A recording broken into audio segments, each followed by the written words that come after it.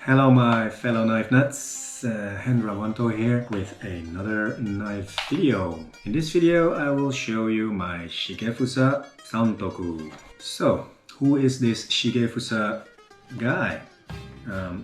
Well, it's not a guy, there's three of them. Tokifusa Iizuka is one of the most famous knife makers in Japan, from Sanjo in Niigata. Shigefusa is a brand he founded himself. There are only three people in his workshop: he himself and his two sons, Yoshihide Iizuka and Masayuki Iizuka. He started his training under the famous Tamahagana razor maker Iwasaki Shigeyoshi for 10 years, where he learned basic techniques and a more scientific approach to looking at steel. Before he became independent, he received 7 months of training by another very famous swordsmith, Nagashima Munenori, by the recommendation of Iwasaki-san. Nagashima-san taught him how to take what he learned and apply it to making kitchen knives, because that's what Iizuka-san wanted to do. By the age of 38, he had already been celebrated as one of the best hacho makers in Japan. It takes decades of experience for craftsmen to reach the level where they can craft the steel to unlock its fullest potential. Tokifusa Iizuka has been making knives in Sanjo for 50 years. His Shigefusa knives imprint is a local legend. In 2007, Iizuka's high profile led him to receive an accolade from the governor of Niigata Prefecture, declaring him to be a master craftsman. So, brands: Shigefusa, located in Sanjo, Niigata, Japan. The knife is a Santoku with a Kurouchi finish. Construction type is warikomi or ironclad. The steel type is carbon steel. Actual steel is Swedish carbon. Total length of the knife is 317 millimeters. The blade length is 170 millimeters. Blade height at the heel 48 millimeters. The spine thickness at the handle is 6.7 millimeters. The spine thickness at the heel is 3.6 millimeters. The spine thickness at the middle is about 2 millimeters, 2.1. The spine thickness 1 centimeter from the tip is 1.4 millimeters. So these numbers should tell you that it has quite a nice distal taper. The weight of the knife is 166 grams. It has a 50-50 edge/bevel, so it's definitely not a traditional Japanese knife. The handle is a D-shaped magnolia handle with a buffalo horn ferrule.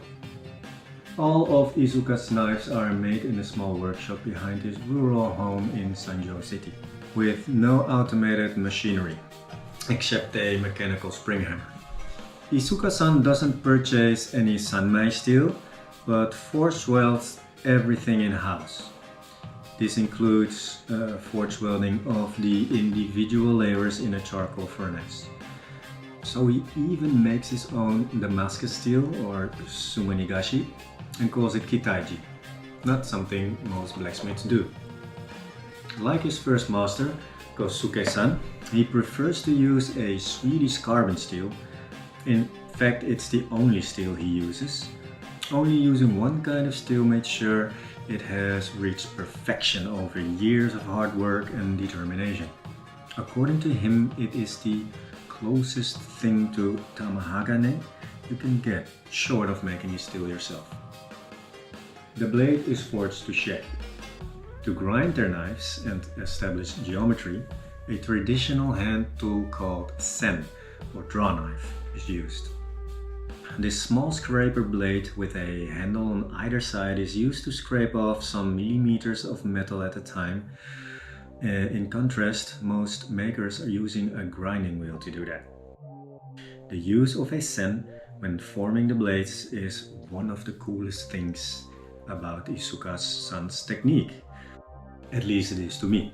Each Shigefusa blade is then polished and sharpened by hand to a razor edge on a veritable arsenal of Japanese waterstones to make their unique and beautiful kasumi finish. The beautifully polished look of Shigefusa knives are achieved by applying the special Japanese sword polishing technique, which creates that hazy polished look. All this hard work culminates in knives, whether kurouchi or kasumi finish, that do not leave their shop until they have obtained perfectly smooth transitioned lines and razor sharp edges. Tokifusa Iizuka and his son do it all in one place, thus have a really good overarching view on how everything fits together. That's pretty cool to me. They are obviously perfectionists like me, control freaks like me. Man, I love that shit. Keeping an eye on everything that happens until you reach the final product. I want to be proud of what I do. They want to be proud of what they do. Shigefusa knives are simple and seemingly rustic, but when picked up, the balance is so perfect that these knives quickly become an extension of your hand. Iizuka-san and his sons have always insisted on making and grinding knives by hand. This makes Shigefusa kitchen knives extremely low in production. Just a few hundred Shigefusa knives are made every year. Hence, they are usually sold out and out of stock everywhere, and very, very, very hard to come by. So, Shigefusa knives. What is all the fuss about in a nutshell? 1. Small forge and long family tradition. 2. Limited availability. 3. The forging, shaping, heat treatment and final sharpening, polishing are all done by hand and by traditional methods, one by one. 4. Uncompromising high standards. They take every care in each step of the process to ensure total perfection in every knife they make. 5. Enduring popularity among many experienced users. I went through quite some knives working as an event caterer and private chef. In my experience, the out-of-the-box edge of this Santoku is very delicate and chippy. Owning this knife, learning how to wield this knife and learning how to care for this knife was certainly a great gateway into learning more about knives and being able to become a more competent knife maintainer. So the geometry and unique grinds allow this Santoku to have a thick spine while remaining amazingly thin behind the edge. The grind of the spine and choil are careful and thorough. This knife is very comfortable, nimble and balanced. The craftsmanship just shines through. In my opinion, the Shigefusa Santoku is everything a Japanese knife should be. It has the Japanese aesthetic in abundance. It's simple, natural, grace, subtlety, and is reactive as hell. It is up to the owner to keep it polished, a natural patina form like I do, or even force a patina. It sharpens easily and feels great on the stones. At first I felt obligated to try and maintain the elegant finish, which many owners seem to do, but I love me a nice patina, and I know I won't match the level of finish that it came with. About the appeal of Shigefusa knives, I realize there is a practical side relating to their quality or performance, and then an emotional one, as art is truly subjective. So my fascination is part aesthetic, part recognition of a knife that shows great labor, part impression of its keen edge, and yes, part the impression that I own something coveted by elite users. For me, caring for something that took such great time and effort A skill and knowledge to build is therapeutic. I want to show respect to a true artisan. I do think it isn't for everyone though. Why? Here's one reason. I used my Santoku Kurouchi straight out of the box, and after cutting a few onions and scallion, the edge already had some micro chip-in marks. No worries, a few minutes on the stone to create a proper micro bevel and it cut like a champ ever after. But yeah, it's definitely a delicate knife, hard steel, quite chippy. So my recommendation would be to put a micro bevel on it right out of the box, because the initial edge is a razor and very fragile. This Santoku performs wonderfully overall in my opinion. It doesn't outright beat every other knife in whatever category, but it has a certain something, a character that I've not experienced in many other knives. It wedges a bit through more hard and dense produce like carrots. For the fit and finish and overall execution, the knife for me is worth the price paid. I see a not too thin behind the edge geometry, a versatile long flat profile, nice distal taper and a beautiful looking kanji. All things I like in a knife. Again, value is subjective, and for me the history, workmanship, performance all add up to a knife that I will probably never sell.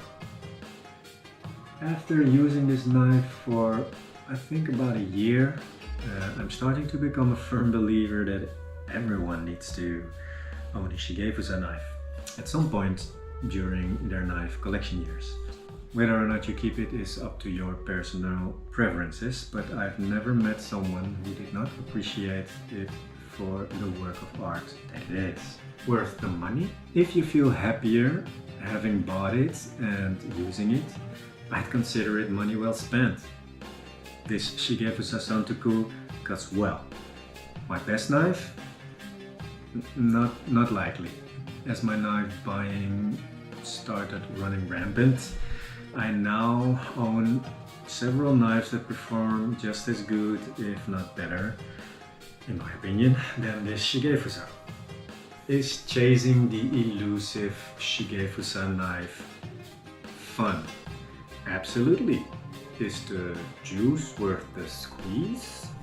In my opinion, maybe not always. This Shigefusa Santoku is not an optimal knife for a professional kitchen or for sloppy home cooks. Definitely not for use in a professional kitchen. I mean, a Santoku in a professional kitchen, what are you doing? Get out of here. But at the end of the day, a kitchen knife is just a tool. Enjoy using it. Just let the knife do the work for you and enjoy your time together. So the last time I used the Santoku, I was making myself a nicely rich filled vegetable soup with a dashi stock. So I was chopping a lot of vegetables and some herbs. And yeah, you definitely notice it just glides through all the soft veggies, and it had no problem chopping leek, it had no problem chopping celery. Sweet potatoes were pretty effortless. Bell peppers, it quite had a problem with the celeriac because it's so hard and dense, but at the end of the day it was performing well. I think the only slight problem is with carrots. In the carrot it was wedging a bit, but still a great performer. But yeah, it doesn't slide through a carrot like some other knives that I have. Does that make it a less performer than those knives? Maybe not, but it's something that should be noticed. In the past year, I never really had to sharpen this knife besides creating this micro bevel on the edge to have a working edge. I basically just strop it once in a while with a 5K or 8K, and then it's pretty stupid sharp again. Well, I think that's about it. Thank you for watching this video, and I'll leave you with a nice quote from the master himself.